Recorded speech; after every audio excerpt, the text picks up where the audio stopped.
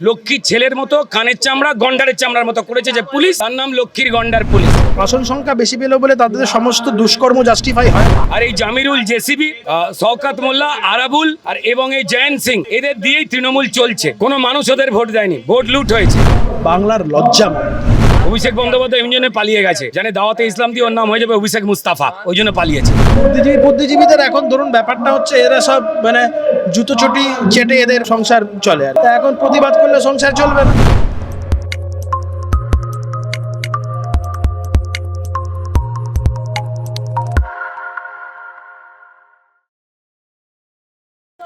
ধারা যে জারি ছিল, এখানে কোনো সভা হবে না, হাইকোর্টের নির্দেশ মেনে আপনারা করেছেন।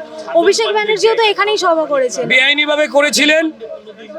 তৃণমূলের কাছে তৃণমূলের আইন ভাঙাটা আইন ভাঙা নয়, পুলিশ সিদ্ধারা বিক্রি করে দিয়েছে। আইনের রক্ষক তৃণমূল খুন করলে, ডাকাতি করলে, চুরি করলে তাদেরকে স্যালুট ঠোকে। যারা তৃণমূলের চোর জোচ্চোর ডাকাত আর যারা পশ্চিমবঙ্গে আইন মেনে চলে, সেটা ভারতীয় জনতা পার্টি বলুন বা সাধারণ নিরপেক্ষ মানুষ বলুন বা আপনাদের মতো মিডিয়া বলুন, তাদের এগেনস্টে আইনি বন্দোবস্ত করা হয়। আইনের যারা আইন মেনে চলেন, তো আমরা আইন মেনে হাইকোর্টের রায় এখানে সভা করলাম। দুঃখিত নিপীড়িত মানুষ যাদের সর্বনাশ করেছে, লুট করেছে, মেরেছে তৃণমূল, তাদের নিয়ে, তাদের জন্য গণতন্ত্র বাঁচাতে। শাসক দল এমনি বার্তা পেয়ে গেছে, ভয়তে আছে। দলদাস লক্ষ্মীর গন্ডার পুলিশ, যাদের কানের চামড়া গন্ডারের চামড়ার থেকে মোটা করেছে।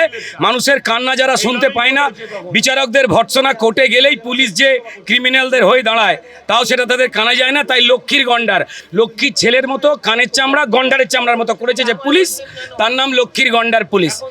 এই লক্ষ্মীর গন্ডার পুলিশ আর এই জামিরুল জেসিবি বা এই শওকত মোল্লা, আরাবুল আর এবং এই জয়ন্ত সিং, এদের দিয়েই তৃণমূল চলছে। কোনো মানুষ ওদের ভোট দেয়নি, ভোট লুট হয়েছে। এটা মমতা বন্দ্যোপাধ্যায় জানেন। 26-এ তাদের বিদায় আসন্ন। তারা যে ভোটে জিতছে, এটা বেসিক্যালি যেটা হচ্ছে আপনার ফলস ভোট কি হয়েছে তার কাউন্টিং হচ্ছে। মানুষ তো ভোটই দিতে পারেননি, ভোটই দিতে যেতে পারেন না, খুন হয়ে যাওয়ার ভয়তে, পুলিশের কেস খাবার ভয়। ভোট হয় নাকি আমাদের রাজ্যে?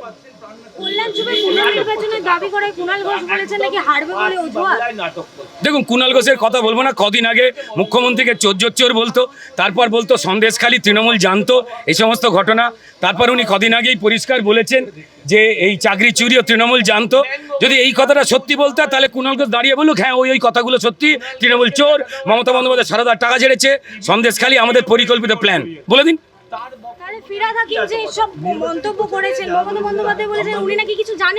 হ্যাঁ, জানেন না, দাওয়াতে ইসলামের কার্ড পৌঁছে গেছে ইসলাম ধর্ম গ্রহণ করবার জন্য, কারণ উনি দুর্ভাগ্য নিয়ে জন্মেছেন, উনি তো হিন্দু। সাবধানে থাকবেন। আমরা চাই যে কয়েকদিনের মধ্যে মমতা বন্দ্যোপাধ্যায় থাকুক। ধর্মান্তরিত করিয়ে দিয়ে ববিয়া কি মনের নাম মম বলে অন্য কিছু না দিয়ে দেন। অভিষেক বন্দ্যোপাধ্যায় এমনি জন্য পালিয়ে গেছে, জানে দাওয়াতে ইসলাম দিয়ে ওর নাম হয়ে যাবে অভিষেক মুস্তাফা, ওই জন্য পালিয়েছে। অবশেষে হাইকোর্টের নির্দেশ মেনে ধর্ণা হচ্ছে, এই বিষয়ে আপনার? আমরা তো লড়াই করে নিতে জানি, আমাদের অধিকার বুঝে নিতে জানি। সরকার যদি আমাদের অধিকারকে গুরুত্ব না দেয়, আমরা জানি আমাদের অধিকার কিভাবে ছিনিয়ে আনতে হয়।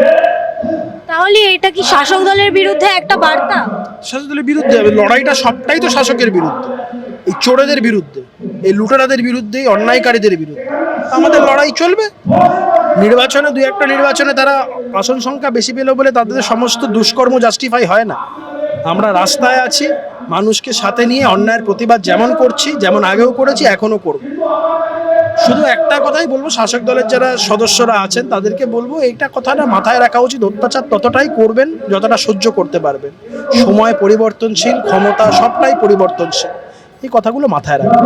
মুখ্যমন্ত্রী মমতা বন্দ্যোপাধ্যায় যখন বিরোধী দলে ছিলেন, তখন তিনি সব রকম বিপদে নিজে চলে যেতেন, যে কোনো কিছু।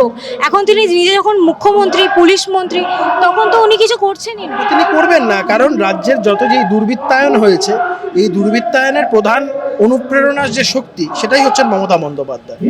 এই দুর্বৃত্তদের বেড়ে ওঠা, দুর্বৃত্তদের বাড়বাড়ন্ত সবটাই হচ্ছেন মমতা বন্দ্যোপাধ্যায়ের অনুপ্রেরণা। বাংলার লজ্জা মমতা। তাহলে বুদ্ধিজীবী যারা ছিলেন, তারা 2011 সালে মোমবাতি নিয়ে গেছিলেন।